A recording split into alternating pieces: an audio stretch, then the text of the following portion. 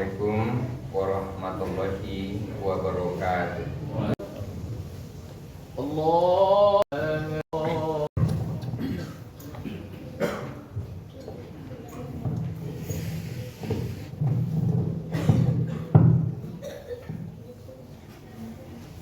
Alhamdulillahi nahmaduhu wa nasta'inuhu wa nastaghfiruhu wa na'udzu billahi min shururi anfusina wa min sayyiati a'malina. May yahdihillahu fala mudhillalah wa may yudlilhu fala hadiyalah. Asyhadu an la ilaha illallah wahdahu la syarikalah. Lahul mulku wa lahul hamdu yuhyi wa yumitu wa huwa ala kulli syai'in qadir. Wa asyhadu anna Muhammadan abduhu wa rasuluhu la nabiyya ba'da. Allahumma fasholli wa sallim wa barik ala hadzal nabiyil karim wa ala alihi wa sahbihi wa man tabi'ahum ila yaumiddin. Amma ba'du. Faya ayyuhal hadirun usikum wa iyyaya bittaqwallah faqad fazal muttaqun. Qala Allahu ta'ala fil Qur'anil Karim. A'udzu billahi minasy syaithanir rajim. Bismillahirrahmanirrahim.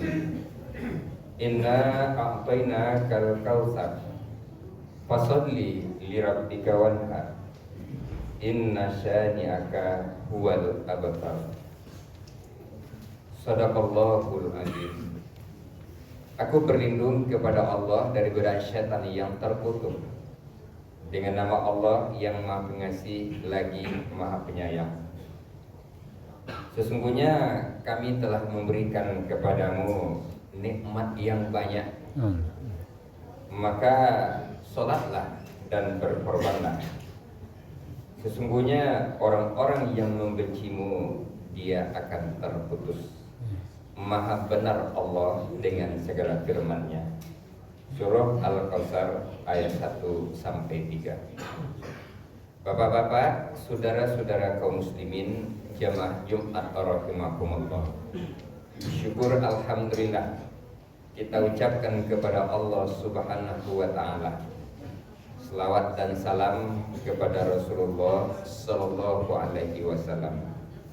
Hadirin kaum muslimin jemaah Jumat rahimakumullah. Alhamdulillah kita sekarang sudah berada di bulan Zulqa'dah. Yang setelah itu kita akan memasuki bulan Zulhijjah. Di bulan Zulhijjah ada ibadah-ibadah yang bergengsi dan spektakuler. Ternyata ibadah-ibadah di bulan Zulhijjah itu keberhasilannya sangat ditentukan oleh keberhasilan bulan Ramadan. Kenapa demikian?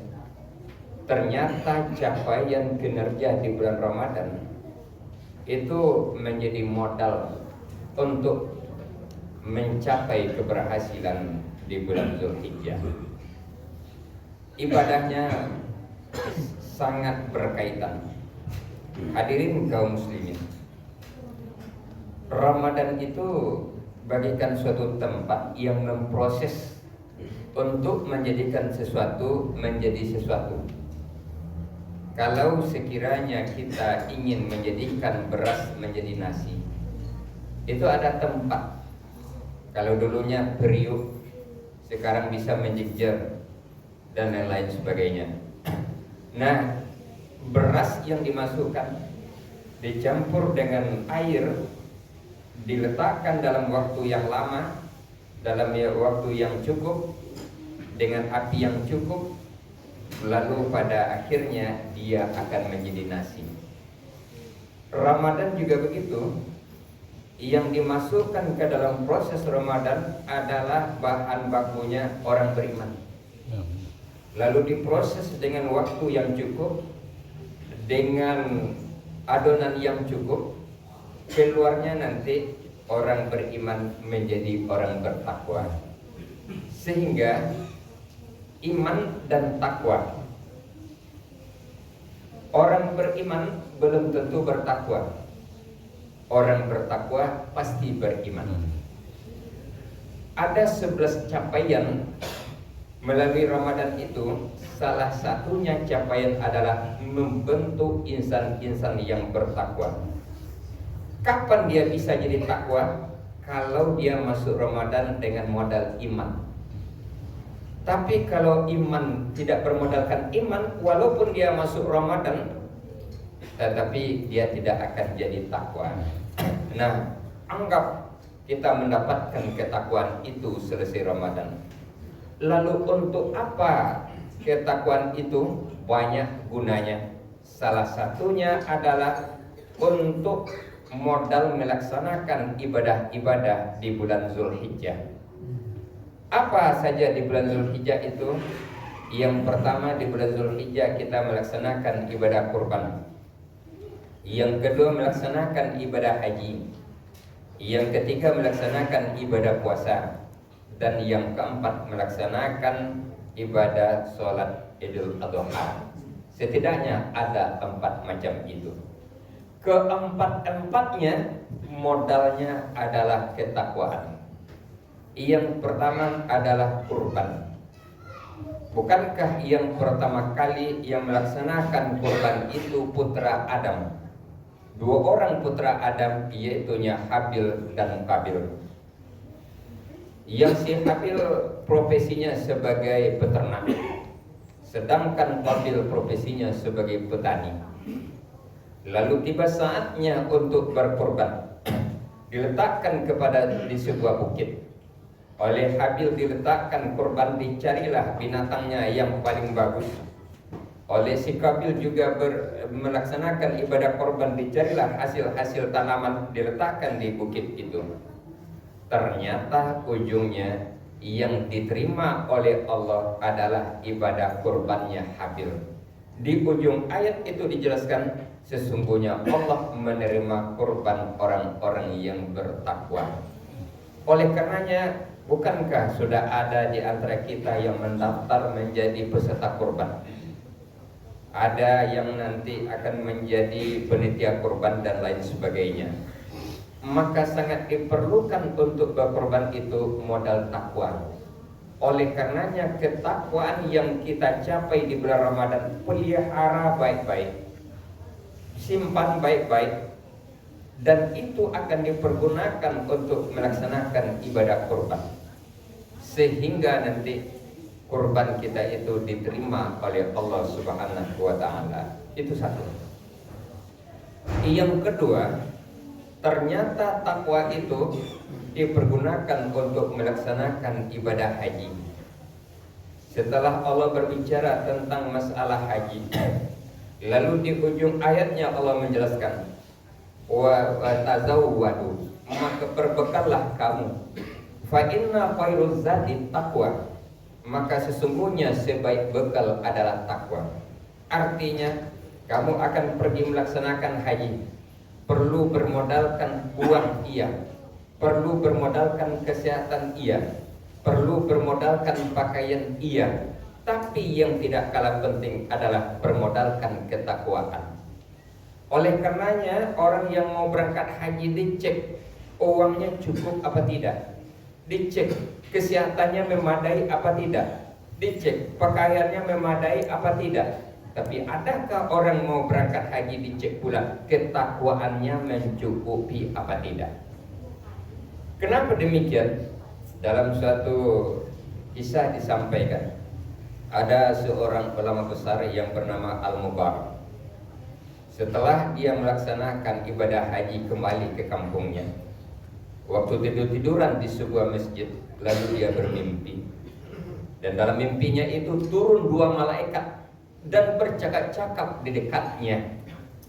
Apa percakapan 2 malaikat itu? Yang satu bertanya kepada yang lain, berapa banyak orang melaksanakan haji di tahun ini? Kata malaikat yang satu dijawabnya, sekitar 600.000 orang. Ini zaman dulu. Kalau sekarang lebih dari 2 juta.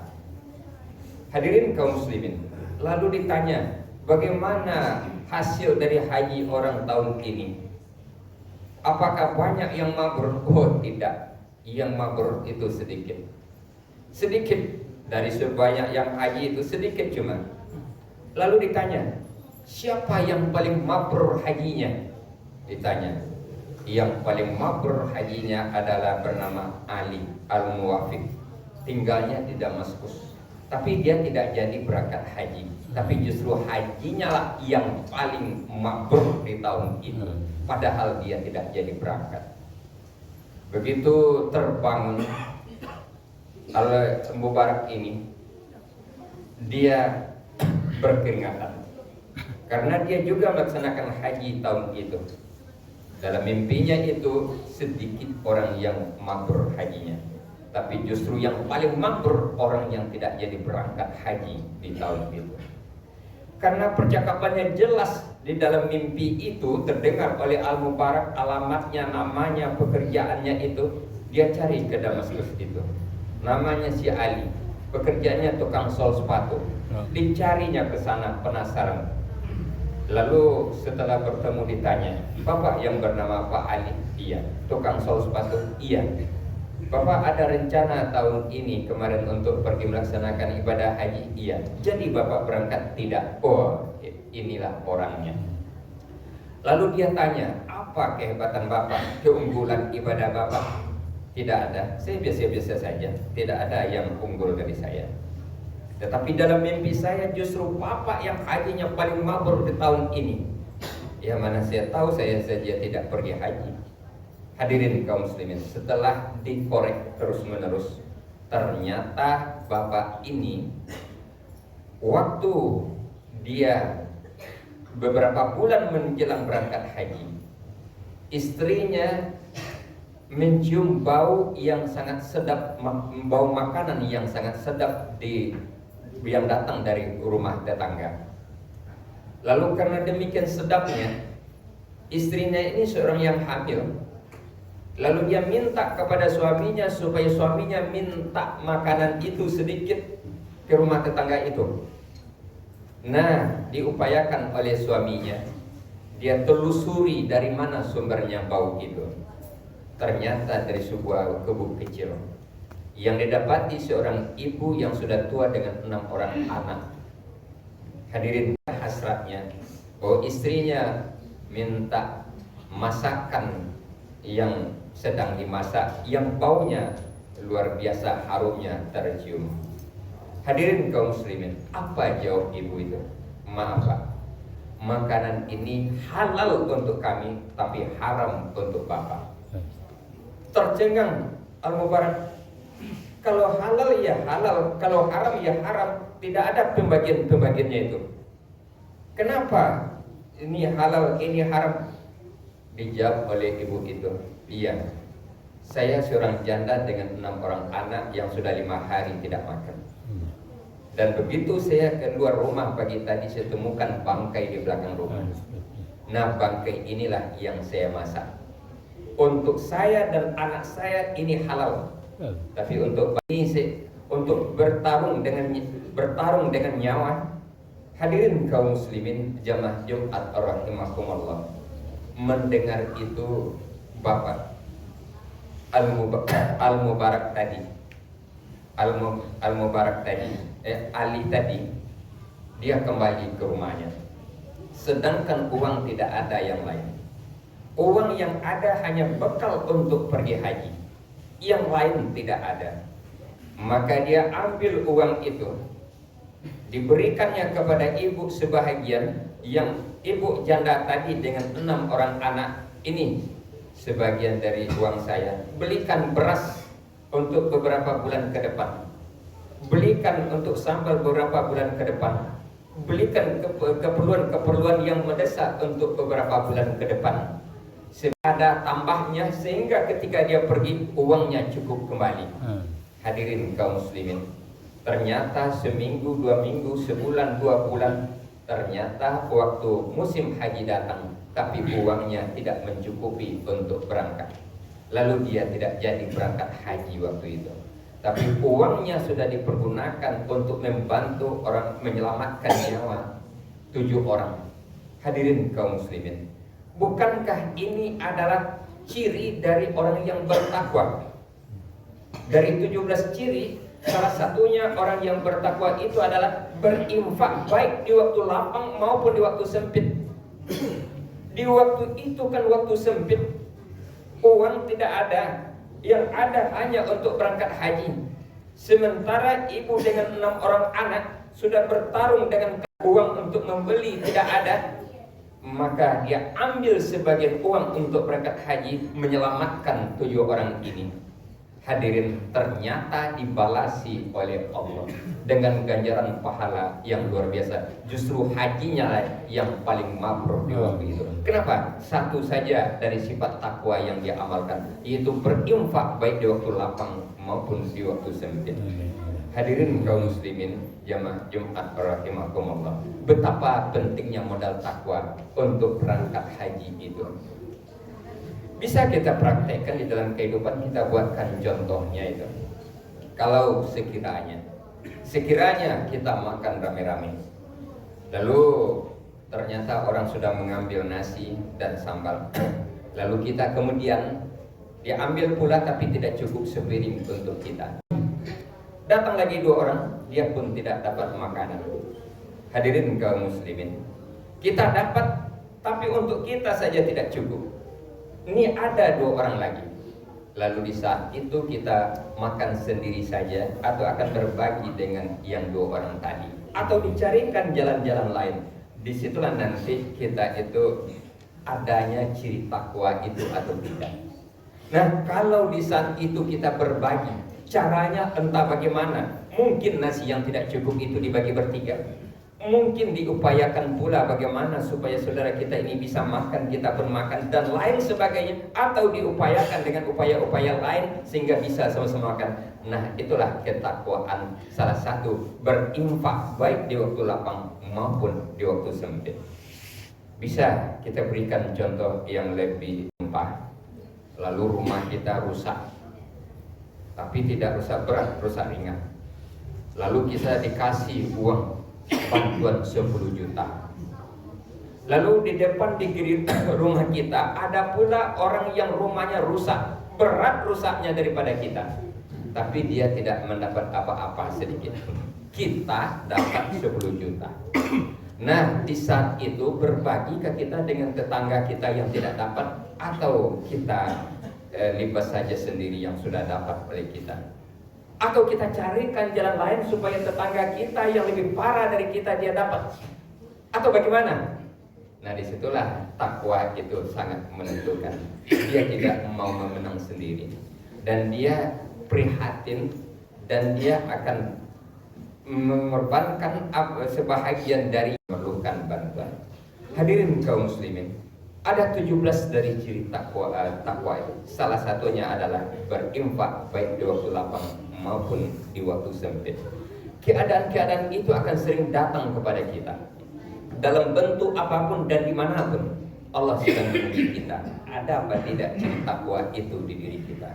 Bukankah di bulan Ramadan kita diajarkan berbagi, mengundang orang berbuka, membayar zakat, membantu anak yatim, fakir, miskin, dan lain sebagainya. Nah, setelah berlalu Ramadan itu, di tengah-tengah kehidupan ini kita akan sering berjumpa dengan hal-hal yang seperti itu. Di saat itu masih maukah kita mengulurkan tangan untuk membantunya?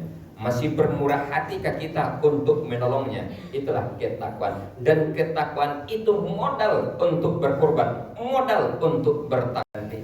Kita ada orang yang perlu kita bantu, ada orang yang perlu kita urus dan lain sebagainya. Mau kita apa tidak untuk menolongnya? Bukankah di antara kita ada yang sudah ditentukan berangkat tahun ini untuk naik haji, atau di tahun depan sana keluarga kita ada yang sudah ditentukan berangkat di tahun ini? Ini kita sarankan modal takwa untuk berangkat haji. Hadirin kaum muslimin, untuk apa lagi takwa itu? Ternyata takwa itu untuk puasa, setidaknya puasa Arafah.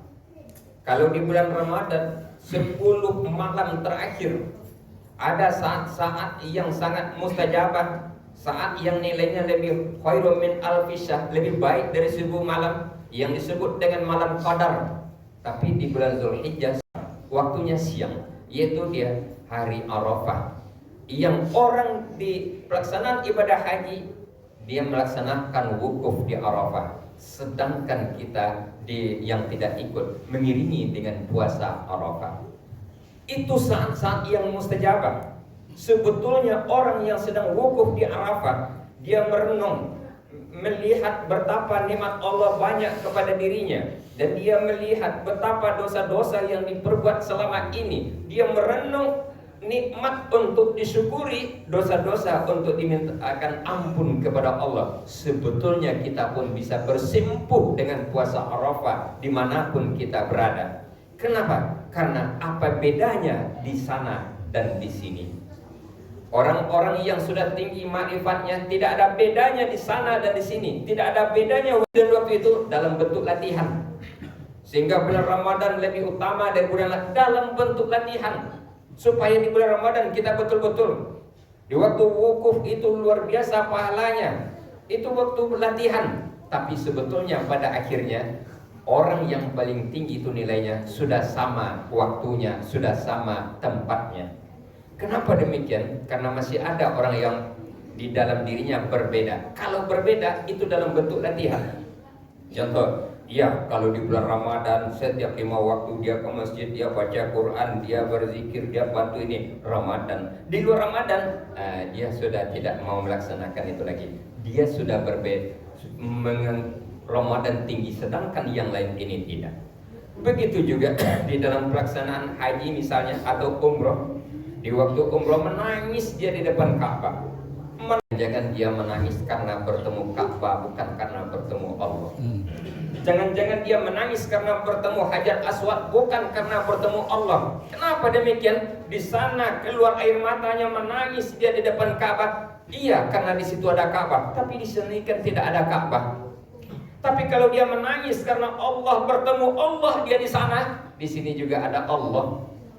Nah, itu yang sudah sama baginya di sana dan sini. Lalu apa bedanya di sana dan di sini? Nah, ini sudah tingkat tinggi ma'rifatnya. Artinya apa? Dia tidak terpengaruh tempat lagi, dia tidak terpengaruh waktu lagi. Kapanpun dia akan tetap meninggikan imannya. Kapanpun dia tetap akan membaguskan ibadahnya. Baik di waktu ramai, walaupun di waktu sendirian. Baik di kota Mekah maupun di sini. Ya, orang-orang inilah yang di waktu di Masjid Nabawi dia rajin pergi sholat di Masjid Nabawi. Setelah pulang dia seperti itu pula rajinnya tiba di sini. Orang itu sudah sama di sana dan di sini. Itu pemberian Allah sudah luar biasa. Tapi kalau tidak, dia masih membedakan. Iya, kalau di Mekah dia setiap saat pergi ke masjid untuk sholat. Tapi kalau di sini tidak, pilih-pilih waktu atau kadang tidak sama sekali. Oleh karenanya hadirin kaum muslimin, ketakwaan itu kapanpun dan dimanapun, dan banyak lagi gunanya. Yang ketiga tadi adalah untuk puasa. Oleh karenanya pergunakanlah sedikit waktu. Di waktu zuhur tanggal 9 Zulhijjah menjelang asar, menjelang maghrib, kita adakan bisa sendiri-sendiri, bisa bersama-sama. Di saat itu perbanyaklah zikir bagi kita, perbanyak doa dan puasa Arafah di seluruh penjuru dunia bersamaan dengan orang yang sedang wukuf di sana. Yang dituntut untuk itu adalah orang yang wukuf, tetapi karena saat itu adalah saat yang mustajabah, itu pun kita bisa berlatih dimanapun kita berada. Semoga dengan demikian hadirin kaum muslimin, kita akan mendapatkan ibadah-ibadah Zulhijjah dengan kualitas tinggi. Walaupun takwa itu tidak hanya untuk itu saja, tapi itu yang baru sempat kita sampaikan dalam khutbah ini. Dengan demikian kita akan menghadapi bulan Zulhijjah. Bersiap-siaplah melaksanakan dengan modal ketakwaan. Fa'tabiru ya ulil absar la'allakum turhamun. Arsala rasulahu bil huda wa dinil haqq liyuzhirahu 'ala dini kullihi wa kafa billahi syahida.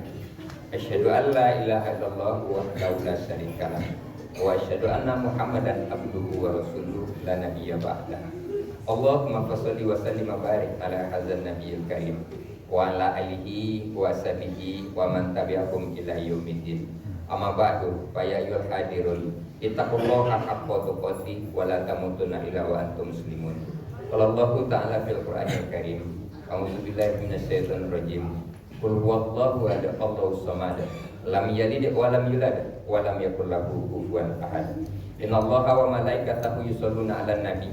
Ya ayyuhalladzina amanu shallu 'alaihi wa sallimu taslima. Allahumma shalli 'ala Muhammad wa 'ala ali Muhammad kama shallaita 'ala Ibrahim wa 'ala ali Ibrahim wa barik 'ala Muhammad wa 'ala ali Muhammad. Amin innaka Hamidum Majid.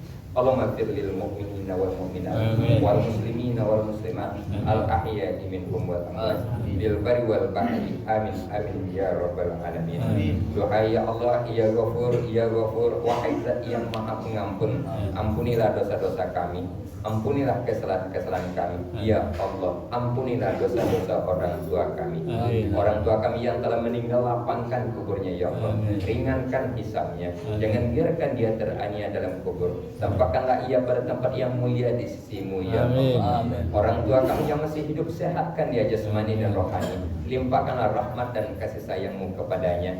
Dan tolong takdirkan akhir hayatnya husnul khotimah ya Allah. Husnul khotimah ya Allah. Wahai ya Allah, ya Tuhan kami, Engkau yang telah mentakdirkan kami berada di bulan Dzulqa'dah sekarang ini, dan akan datang bulan Zulhijjah. Wahai ya Allah, ada di antara kami yang sudah mendaftar untuk melaksanakan ibadah kurban, dan tolong terima ibadah kurbannya ya Allah, sebagaimana Engkau telah terima ibadah kurbannya Habil, ibadah kurbannya Nabi Ibrahim, Nabi Ismail, ibadah kurbannya Nabi Muhammad, dan orang-orang soleh yang telah Engkau akui kesolehannya. Wahai ya Allah, dan di antara kami, sanak pemilik kami, ada yang akan berangkat haji di tahun ini ya Allah, dan jadikanlah hajinya menjadi haji yang mabrur ya Allah. Berikanlah kepadanya modal takwa yang besar ya Allah, sehingga mencukupi modalnya itu untuk melaksanakan ibadah haji. Wahai ya Allah, siapapun di antara kami yang melaksanakan ibadah haji, jadikanlah hajinya menjadi haji mabrur ya Allah. Untuk itu berikanlah kepadanya ketakwaan yang tinggi ya Allah.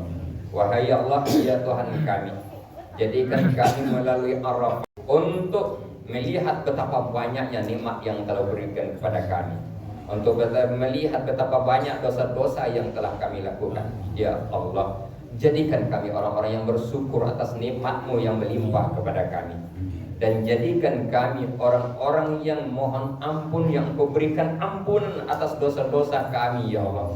Dosa kami kepadamu, dosa kami kepada orang tua, dosa kepada tetangga, kepada keluarga, kepada siapapun, ampuni kami ya Allah. Ya Arhamar Rahimin, ya Ghafurur Rahim, ya Zal Jalal wal Ikram, ya Qadir Hajat. Allahumma inna nas'aluka ridhaka wal jannah wa na'udzubika min sakhatika wan nar. Rabbana atina fid dunya hasanah wa fil akhirati hasanah wa qina azabannar. Ibadallah, innallaha ya'muru bil adli wal ihsan wa ita'i dzil qurba wa yanha 'anil fahsya'i wal munkari wal baghi ya'idukum la'allakum tatadhakkarun. Allah